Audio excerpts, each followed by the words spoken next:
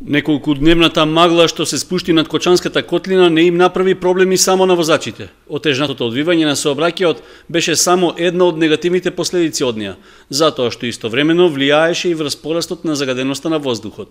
Според мерењата на мониторинг станицата за квалитет на воздухот во Кочани, присуството на така наречените PM10 честички е зголемено и во текот на денешниот ден беше на средно жолто ниво, односно само 2 нивоа под максималната граница.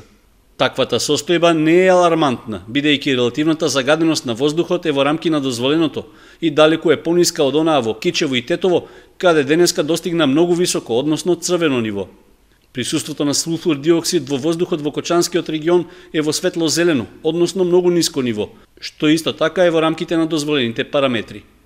Зголемената концентрација на PM10 честичките се должи на тивкото време, односно отсуството на ветер во изминатите 3 денонокија, а тие се резултат на согорувањето на огревниот материјал во домакинствата и институциите.